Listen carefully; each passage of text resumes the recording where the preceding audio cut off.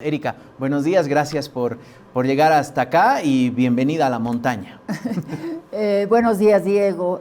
Muy agradecida por la invitación y siempre es un placer estar aquí en La Paz y traer un poco los aires optimistas de los bayunos, o no sé si son optimistas o pesimistas, pero aquí estamos en pleno con un contexto bastante complicado, pero contenta de estar en piedra, papel y tinta.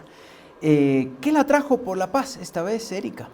Bueno, en realidad yo asistí, como ustedes saben, la prensa sabe, el día de ayer la Fundación Jubileo hizo no necesariamente un debate, era un diálogo transparente, más coloquial, donde participaban comentaristas y fundamentalmente los dos responsables de los planes de gobierno de las dos fuerzas políticas que están en la contienda.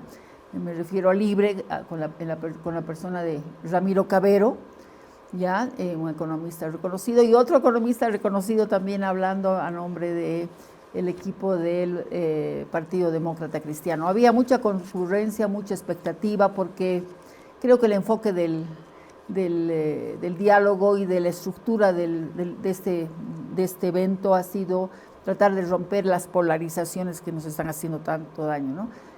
A mí, a Raúl Velázquez de la Fundación Jubileo, nos correspondía dar, digamos, algunos toques en términos de comentarios para dar una visión más diferente, digamos, ¿no? Diferente a aquello planteado desde la economía. Una vez que escuchó las propuestas de la Alianza Libre y del Partido Demócrata Cristiano, por lo menos los rostros visibles de sus proyectos económicos, ¿nos debemos preocupar por lo que va a ocurrir a partir de noviembre? Yo creo que desde el punto de vista económico tenemos la constatación de que va a haber un giro liberal, ¿no? O sea, que va a dar mucho más espacio al mercado y va a restringir las funciones del Estado y va a dar más libertad a la gente para que agencie, digamos, su propia economía. De eso estamos absolutamente seguros. Pero lo importante es cómo se enfrenta la crisis, el estado de emergencia económica que estamos viviendo y que los bolivianos en este momento están sufriendo de una manera contenida, esperando con expectativas de que una vez que se constituya el nuevo gobierno se encare de manera seria el problema de la crisis, que está empobreciendo a la gente. O sea, nadie se da cuenta lo que significa la escasez de divisas, que era uno de los temas, la escasez de hidrocarburos, de combustibles. Por otro lado, la inflación, que es el sentimiento, digamos, más visible de la gente. La gente en general no habla de la escasez, su primera prioridad es la subida de precios, la inflación. Esa es la mayor prioridad de toda la gente de los sectores de ingresos más bajos en oriente y occidente del país. Es las cifras que yo he revisado. Y por el otro lado están a la expectativa de que, bueno, hayan soluciones. Bueno, ayer se ha dicho, estamos entrando a un quirófano. Gonzalo Chávez, que era el moderador guía, dijo, estamos entrando a un quirófano donde se va a tener que tomar decisiones relativamente duras, pero parece ser que hay disponibilidad de ciertos sectores para que aquello ocurra, porque lo que se está sufriendo desde hace un año con la cadena de abastecimiento y la cadena de producción, se ha desacelerado absolutamente todo el movimiento. No hay combustible y se desacelera absolutamente todo. Sí, justamente, ¿no? Hablábamos ayer hablábamos con el presidente de la CAO, de la Cámara Agropecuaria del Oriente, y nos decía, básicamente, si no tenemos el diésel, está en riesgo, algo que ocurre desde hoy hasta el 30 de diciembre, la siembra de verano. Por lo tanto, la soberanía alimentaria del país, el 80% de los alimentos de Bolivia estarían en riesgo si no se suministra diésel. Y cuando hablamos de economía y ajustes a la economía, yo siempre me pongo a pensar quién va a pagar los platos rotos. Porque, por ejemplo, un jubilado hoy que recibe una pensión de 2.800 bolivianos, hasta hace 3 años eso es 2.800, eran $400. Hoy son 200. Y hoy una pastilla que antes costaba 50 bolivianos o una caja de pastillas, hoy está por lo menos 100. Un sector ya golpeado por la crisis, por un ajuste, diríamos, que ocurrió de facto, pero ¿quiénes van a pagar o quiénes vamos a pagar el ajuste según la propuesta que Erika escuchó ayer de los... A ver, bueno, lo que yo he escuchado es que ambos dicen que hay que levantar subvenciones. Hay una coincidencia en algunas cosas, ahora el cómo, ¿no? Para unos hay que acudir nomás al Fondo Monetario, que es una mala palabra y es un concepto, digamos, prohibido y satanizado, pese a que muchos países de visión progresista y de izquierda a nivel mundial han acudido al fondo, o sea, no lo han satanizado tanto a nivel discursivo. Y hay otra nomenclatura, como es la palabra ajuste, ¿no? Que, por ejemplo, el PDC trataba de evitarlo, porque para suavizar un poco su propuesta. Se nota que en ambas propuestas, si bien es un poco más radical y más la está moderando Tuto Quiroga, en ambas propuestas existen elementos interesantes porque hay que hacerlo, lamentablemente no queda otra. Y ya están pagando los platos rotos los bolivianos. Normalmente cuando uno analiza los efectos post-ajuste, no se está fijando los efectos pre-ajuste, las razones que llevaron a un proceso, digamos, de sinceramiento con la economía. Yo no soy economista, pero lo que rescato del día de ayer es que al final los dos responsables dijeron, no, independientemente de quién gane, nuestro plan va a estar al servicio de ustedes, del que gane. O sea, ambos cruzaron gentilezas y dijeron que esa va a ser la actitud. Y eso me parece muy positivo, porque yo había puntualizado el día de ayer que me gustaba mucho el nombre del evento. Se llamaba El futuro no tiene segunda vuelta. Y el concepto de segunda vuelta es un instituto que ha llegado a Bolivia con la nueva constitución, se está produciendo ahora por primera vez, y siento que ha llegado en mala hora. ¿Por qué motivo? Porque si bien es un instituto democrático, está llegando en un momento en que estamos saliendo de una polarización más anti-más muy fuerte, ¿no es cierto? Y encima, toda segunda vuelta en cualquier parte del mundo convoca la polarización adicional. Entonces, espero que las heridas no sean muy grandes una vez que termine esta segunda vuelta y que los propios mandatarios y los propios representantes de la Asamblea se den cuenta que hay que dar la vuelta a la página y hay que ya pues aprovechar esta gentileza de que cada uno quiere aportar a la solución de los problemas del país. Ahí le entró el alma cuerpo a Gonzalo Chávez, que decía que estaba al principio muy pesimista, pero después dijo, no, me entró el alma al cuerpo porque hay una disponibilidad de cooperación mutua para salir de los problemas.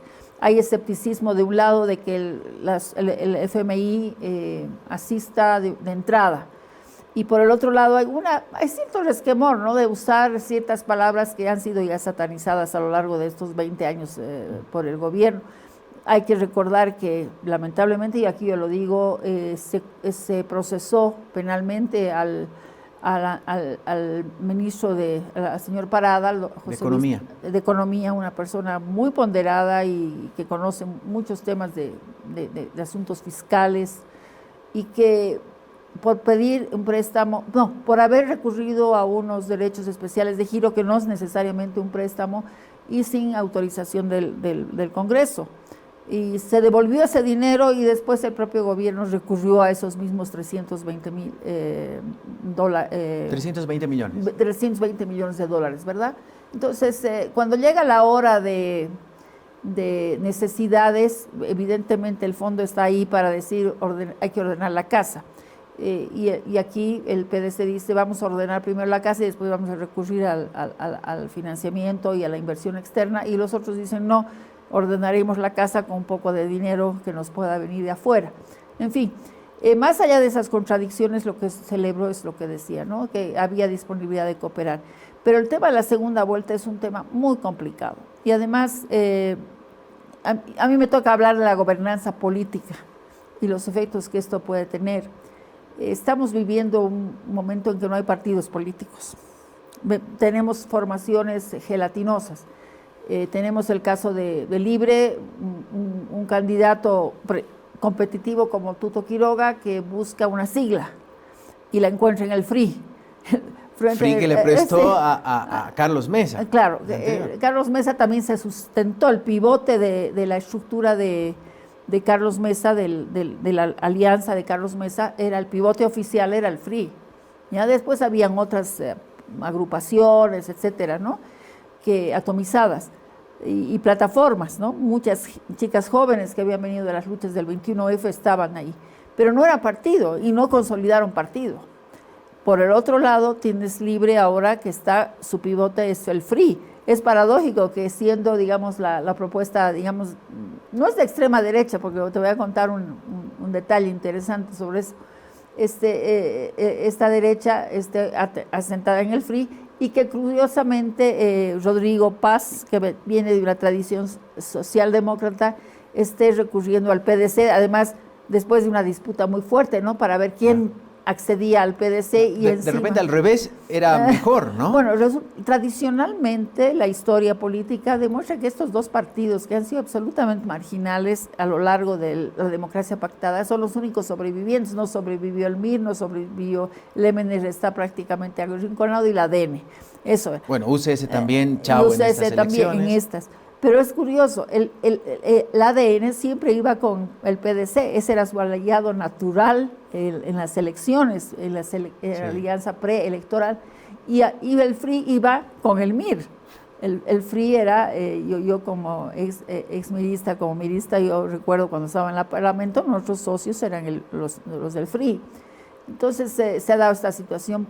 Todo eso quedó diluido. Claro, es que ahí te das cuenta de partidos sin militantes y sin candidatos competitivos, por un lado, y por el otro lado, candidatos que están buscando una sigla sobre el cual asentar su propuesta porque son más competitivos, ¿no? Presidenciales solitarios que están buscando. El caso de Samuel Viera Medina es distinto porque tiene un partido específico, pero tampoco es un partido fuerte a nivel nacional, es débil. ¿Por qué? Porque la ley de agrupaciones ciudadanas, esa reforma ha debilitado muchísimo, ha atomizado el mapa, porque ahora cualquier pequeño líder, digamos, que termina siendo un pequeño duque o un feudal, un espacio feudal, y tiene poder ahí en cualquier localidad, prefiere tener su agrupación ciudadana y negociar radialmente con un posible candidato nacional, ¿no? Entonces estamos sin partidos políticos, atomizados, fragmentados, hay que cuestionar bancadas porque no sabemos quién es quién, todavía ni ellos mismos tienen que cuestionar bancadas en torno a una propuesta, tienen que mostrar la naturaleza de emergencia que vive el país y lo que le corresponde a una asamblea en estas circunstancias. Gente que nunca, más del 95% de renovación en el Parlamento. Sí, no han tenido experiencia alguna. ¿Esto es una oportunidad o una amenaza, Erika? Yo creo que en este momento es un riesgo tener esta atomización de fragmentos que se han unido en torno a una candidatura, es un riesgo. Pero también puede verse como una oportunidad de recomposición si hay liderazgo del sistema de partidos, ¿no? Que no existe. Vamos a tener un MAS que lamentablemente va a tener ahora una minoría institucional, pero no deja de ser un factor que está fuera, en los márgenes del sistema, ¿ya? Y que va a actuar desde la calle. Un Evo Morales, más que el MAS, en realidad. Claro, pero en realidad el masismo es mucho más que el MAS como sigla. Entonces, el evismo radical va a actuar desde los márgenes de la política. Ahora no creo que llegue a tener la fuerza del pasado, pero no deja de ser un ruido. Entonces hay que tomar en cuenta aquello, ¿no? El MAS no está entrando al Parlamento, no está, pero sí la polarización se está haciendo este discurso porque es conveniente, ¿no?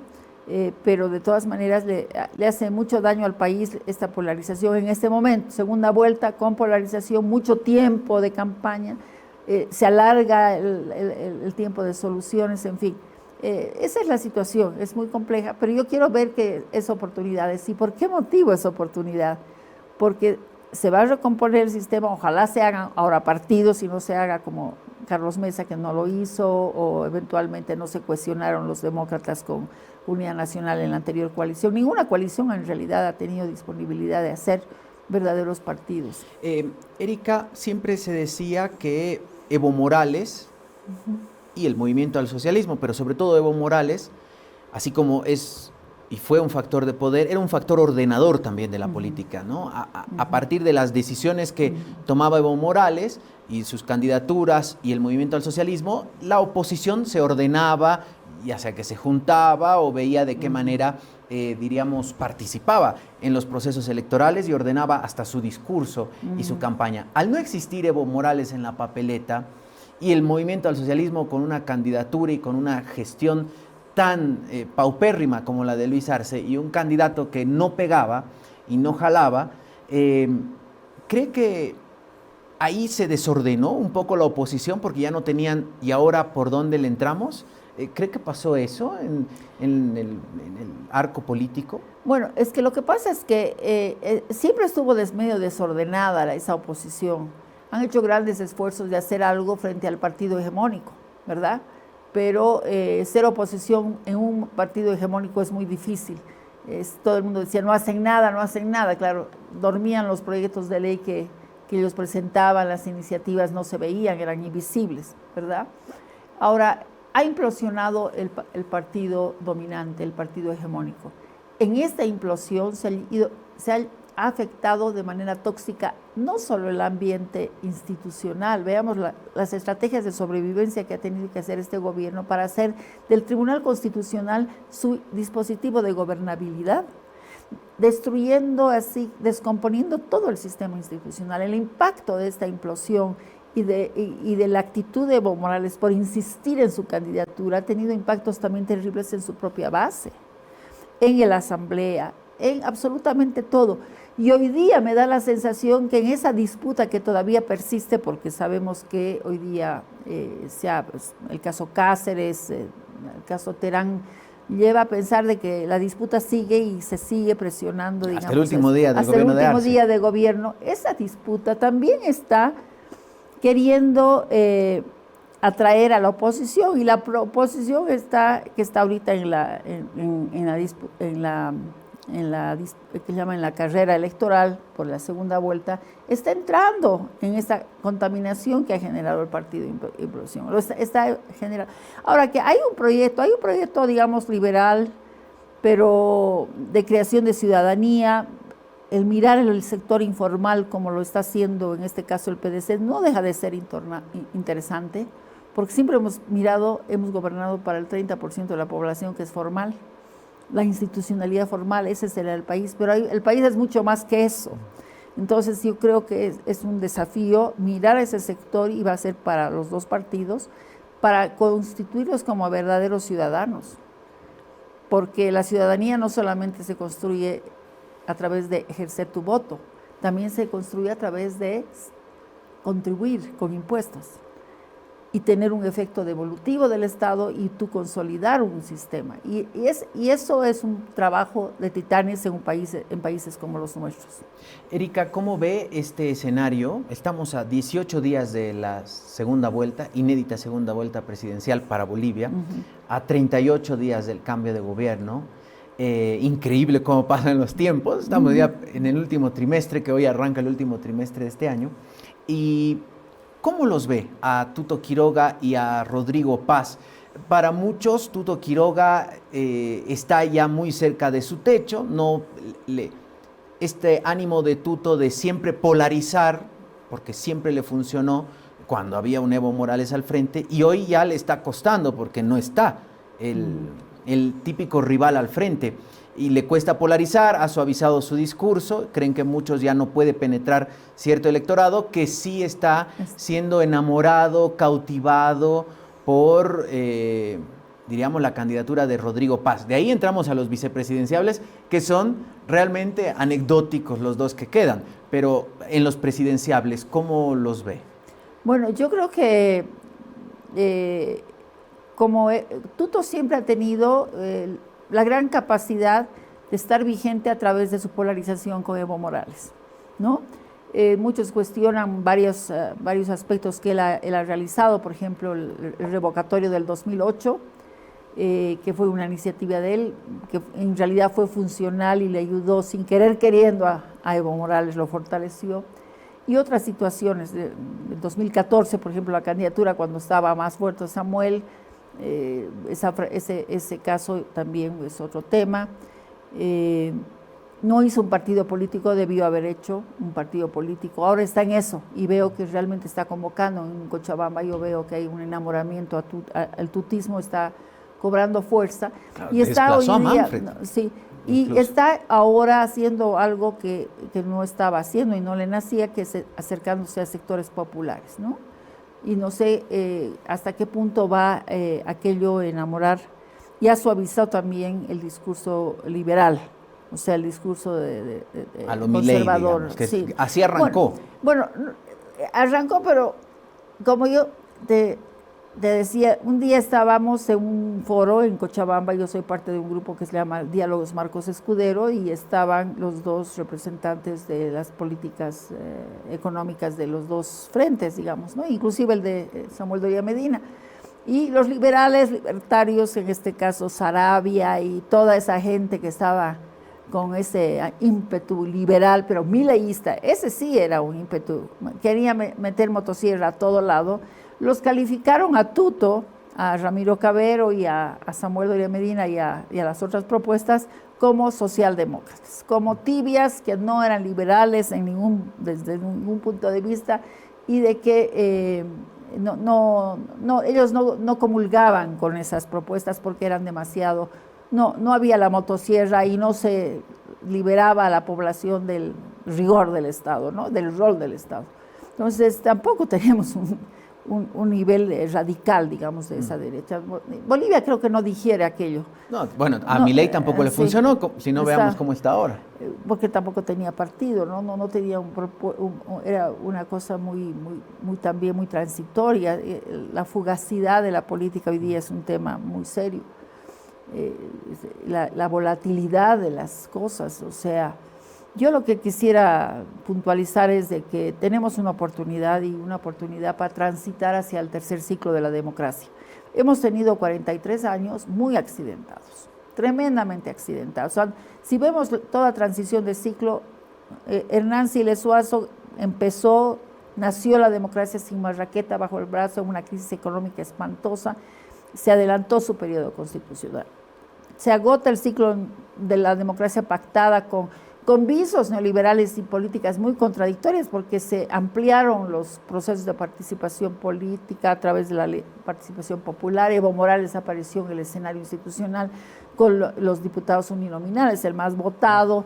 En fin, se abrió el campo de participación y se cocinó todo lo que iba a venir después. Cae el ciclo neoliberal, la gente no espera porque no tiene muchos resultados, no lo siente, hay crisis mundial y entra otra transición, se adelanta por tercera vez otro ciclo, se adelanta a las elecciones, el 2005, cae Evo Morales, pasa lo que pasó, también traumática, o sea, yo le llamo una transición fallida, constitucional, pero fallida porque lamentablemente Janine decidió candidatear.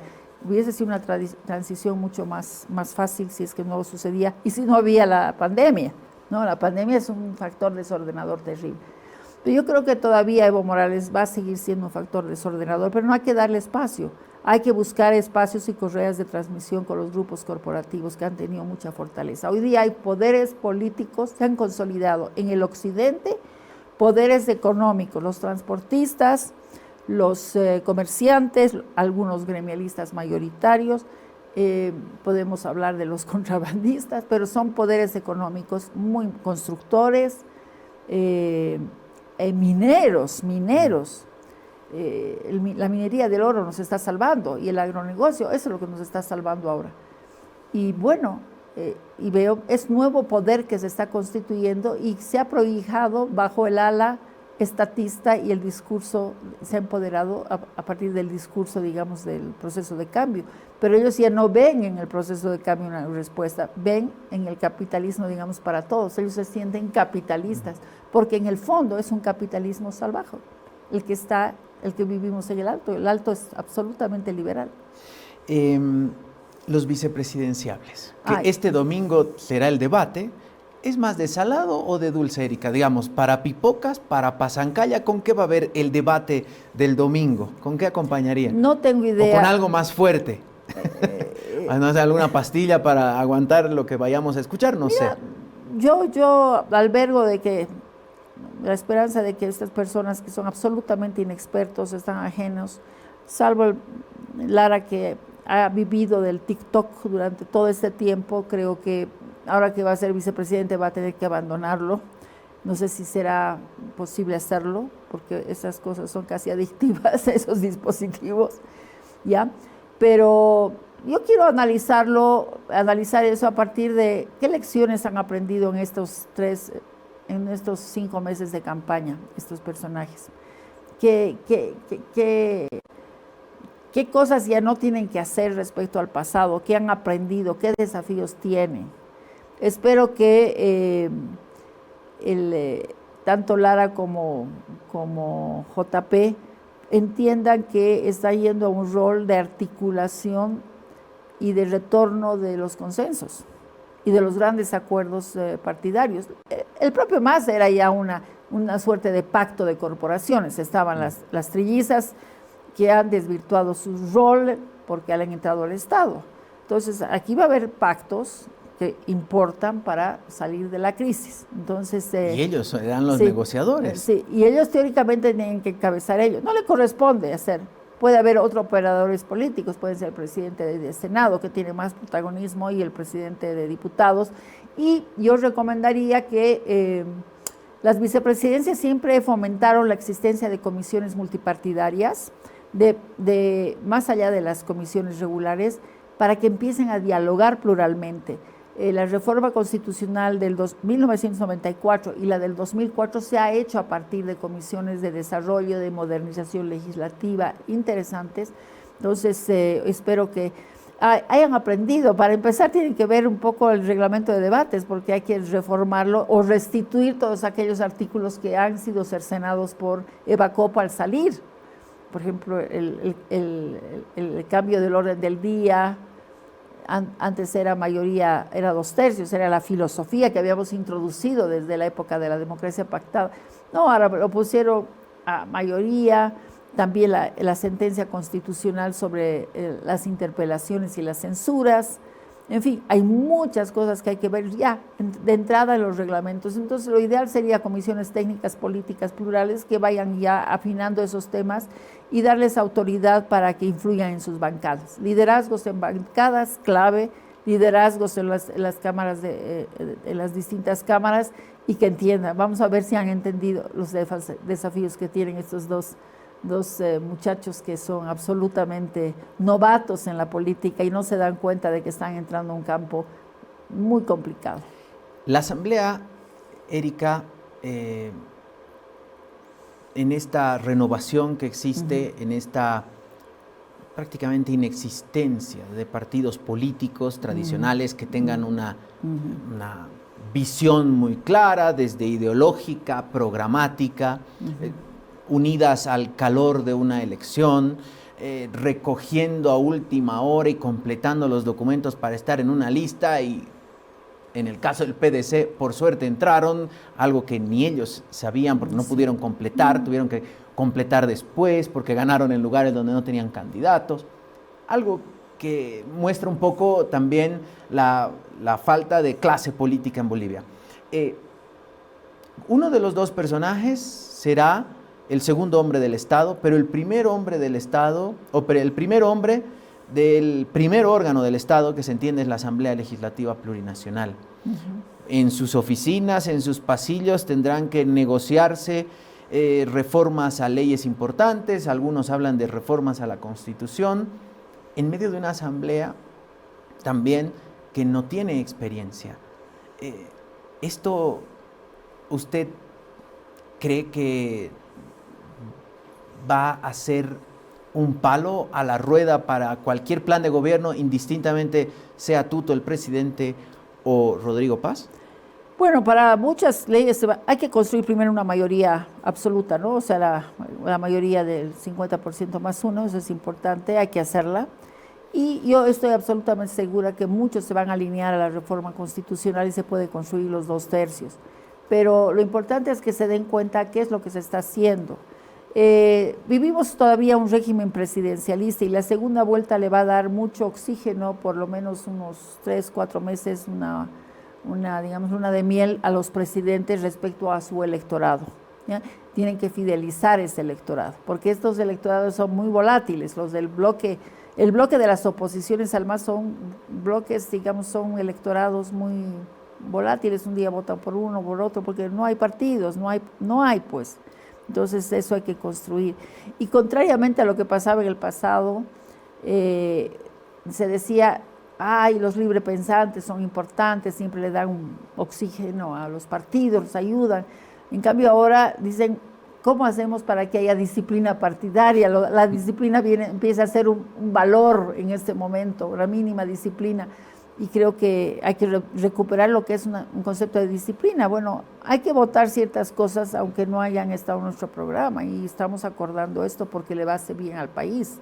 Por ejemplo, yo tengo una propuesta que la voy a llevar a los parlamentarios, que es, por un lado, la legislación de la iniciativa legislativa ciudadana, que nunca se la hizo, y por el otro lado, el lograr que nuevamente en el futuro Parlamento los candidatos presidenciales y vicepresidenciales puedan estar o deban estar en la Asamblea. O sea, como... Antes de ser candidatos. No, o sea, son candidatos, pero así, si pierden, tienen que ser miembros de la Asamblea.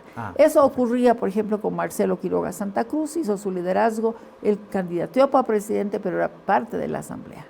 Es parlamentarizar un poquito más, o sea, hacer de que los líderes de las fórmulas y de los distintos partidos tengan presencia en el Parlamento, para que ellos sean los que conduzcan y sean también, reposicionen el valor del Parlamento como un centro, una caja de resonancia de la sociedad. Entonces a mí me encantaría, por ejemplo, que hoy día un Samuel Doria Medina y un Lupo estén en la Asamblea, o que el propio Andrónico, que ha logrado alguna presencia, también está en la Asamblea. Entonces, al tener esos candidatos ahí, que los que tienen representación, ¿no?, estamos revalorizando la Asamblea. Ocurría eso con los consejos municipales, ¿no? Los candidatos a alcaldes acababan siendo concejales, los que no ganaban. Después hemos ido al otro extremo, hemos separado la elección del candidato, y eso ocurre en todos los niveles del Estado plurinacional. En las gobernaciones también hay que votar por 3, por el gobernador, por los asambleístas plurinacionales, digamos, pluridepartamentales, y los provinciales, territoriales. Y conforme uno va analizando los resultados, te das cuenta que los territoriales casi no tienen ningún voto, o son zonas muy reducidas, está la configuración del sistema electoral mal, pero el hecho que exista el parlamentario esté o sea, un candidato presidencial, esté en el Parlamento, está generando cohesión, liderazgo, está visibilizando el Parlamento como un espacio fundamental, no de demagogia, sino de construcción de país. Eso es lo que quisiera que se reponga, y le va a dar mucho valor al proceso todo el mundo habla de parlamentarizar y de que el presidencialismo se atenúe, se lo disminuya, o sea, se le dé menos prerrogativas al presidencialismo, porque hemos tenido pues hiperpresidenciales, al extremo de que han sido los alcaldes mayores, han tenido ahí sus fondos. El UPRE, por ejemplo, es la unidad de proyectos especiales de la presidencia, y el Evo Cumple era pues un presupuesto gigantesco que iba a consolidar la figura presidencial como el alcalde mayor, que tutelaba a los municipios, ¿no? Entonces sería muy interesante que los líderes de los partidos estén, porque después se invisibilizan, y eso pasa en las alcaldías. Soledad Chapetón, Elizabeth Salguero, que era del MAS, tuvo una votación interesante y estaba fuera del consejo. O sea, ella jalaba el voto, ellas jalaban. Soledad perdió por muy poco y estuvo 5 años esperando para la segunda vuelta, donde ganó 60%. En el alto, en la hegemonía máxima del MAS, el 2015. Y eso que nos demuestra de que a Soledad no le dijeron que era masista. Claro. En ese momento. Simplemente el electorado decidió cambiar. Es un caso de estudio. Las votaciones del alto siempre sorprenden, porque pueden votar, como ocurrió en las elecciones del 20, mayoritariamente por el MAS, pero en las subnacionales no votaron por el MAS, votaron por Eva Copa y así pasó en las anteriores elecciones. Es siempre interesante, nos imaginamos que ahora el PDC fue el ganador, el Alto le dio el triunfo básicamente al PDC en La Paz, así que será interesante ver los resultados con el periódico del lunes, 20 de octubre, cómo se encamina el país. Y ojalá la tengamos nuevamente pronto acá en nuestros estudios. Erika, ha sido un placer conversar este momento con usted. Sí, yo creo que hay que ser, yo soy política, independientemente de que no tengo partido, pero hay que ser optimistas. No nos podemos dar el lujo de ser pesimistas. Es como cientista política, a veces estoy muy pesimista, pero yo personalmente creo que estamos transitando hacia un ciclo muy interesante. Así un nuevo ciclo de la democracia y aprendamos las lecciones del neoliberalismo y no volvamos atrás, y las lecciones del proceso de cambio que también ha tenido sus luces y sus sombras. Erika, un placer conversar con usted y hasta otra oportunidad. Cuando venga a La Paz, avísenos, chismenos que está viniendo y nosotros acá la esperamos con yaucha o con una marraqueta y con cafecito. Sí, muchas gracias, muchas gracias. Un placer. Y felicidades por el programa. Gracias. Erika Brockman, ex senadora, politóloga, estuvo con nosotros